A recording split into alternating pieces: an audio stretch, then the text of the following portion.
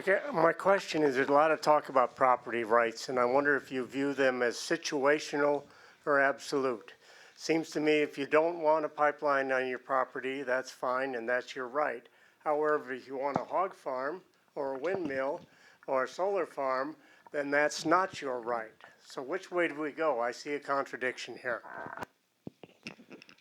Well, I thank you for that question. I support the family farmer, especially the third and fourth generation farmer. I was not looking to have a big corporate hog barn come in the county, but I wanted our people that are making their living and have for generations to be able to stay on their own property.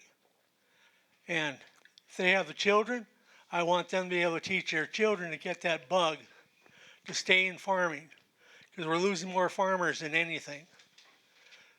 Also, if we happen to turn around and say you lose a farmer because you can't make enough money on the farm with the economics the way they are, his property goes up for sale and you open the door for the big corporations to come in.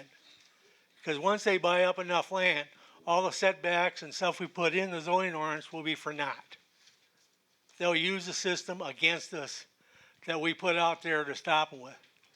As far as pipelines, that eminent domain should only be used for something that benefits the people. It shouldn't benefit a company.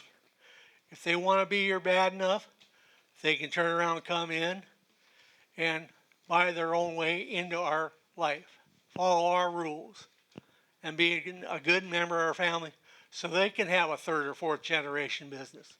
Thank you.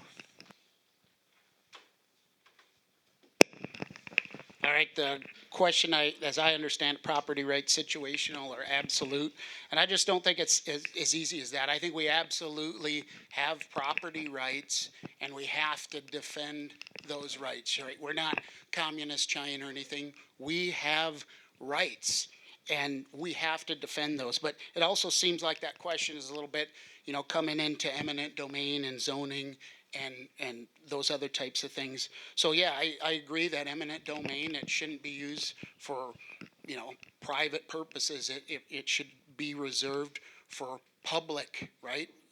We shouldn't be taking people's property so that another individual could benefit. And to go now to the economic development we're talking about is something that I think we're missing, is we're not asking, okay, if this development comes in, does it benefit the greater good?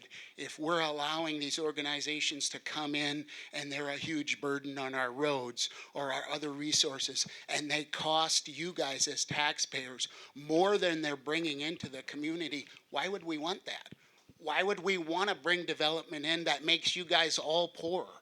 That doesn't make sense. If somebody is coming into the community as a business or whatever, it should make us be better and stronger and not weaker. And that's my stance.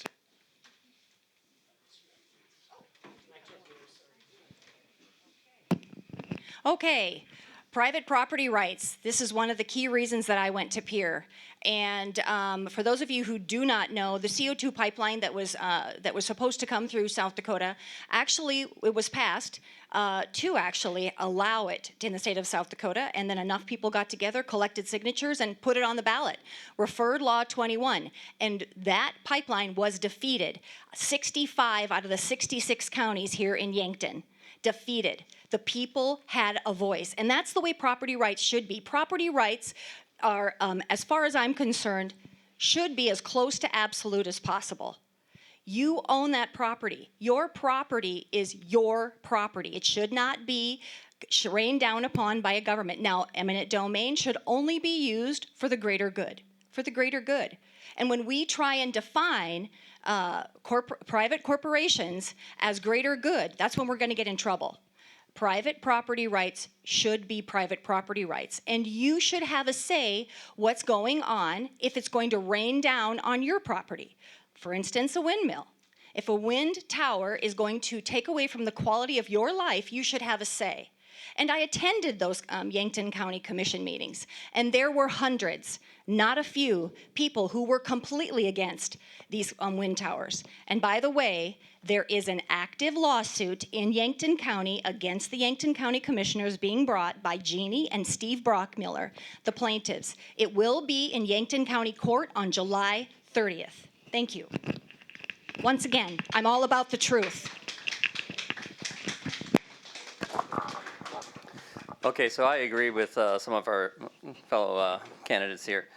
I believe that the property rights should be as close to absolute as possible. What I think Roger was talking about was, you know, property rights, your property rights go as far as the next individual's property. And that's that balance that we must strike. So when looking at developments like CAFOs, wind farms, solar farms, I really want to make sure that we are addressing real problems. Again, if it's going to affect the next property directly, then we need to put the right rezoning in there and restrict that. And we need to address the real problems. Now, on the other hand, if it's just because you don't like the look of it, you know, there is no setback, there is no way you're ever going to block the view of a wind farm. And if you don't like the wind farm simply because you just don't like the wind farms and you don't want to see it, that's not a good enough reason. That's not something that we can work with. But now a real problem, say low frequency vibration from the wind farm, that is something that's real, that is something we can measure, and that is something that we can address in zoning. And that's what I've always tried to do as a commissioner. Real problems need real regulation, and we want real solutions. We want to do the best we can. If a big project does follow all these rules and they can address all these problems effectively, then we should let them in.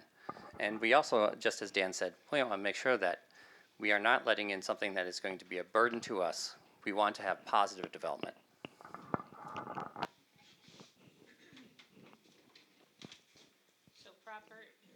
I'm going to remember to turn this on one of these times. Property rights, situational or absolute. When I think about property rights, I recognize that everybody has a different view of what they might want to do on their own property.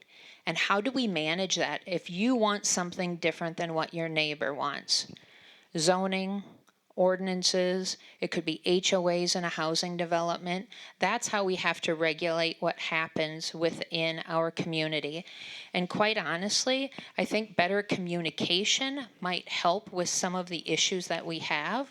And I think that's where some of the other topics that have been brought up by the other candidates tonight, if there's more dialogue and conversation about what's working, what doesn't work, how do we need to diversify some of the revenue opportunities that the ag producers have, then maybe we can find some solutions in a respectful and civil manner.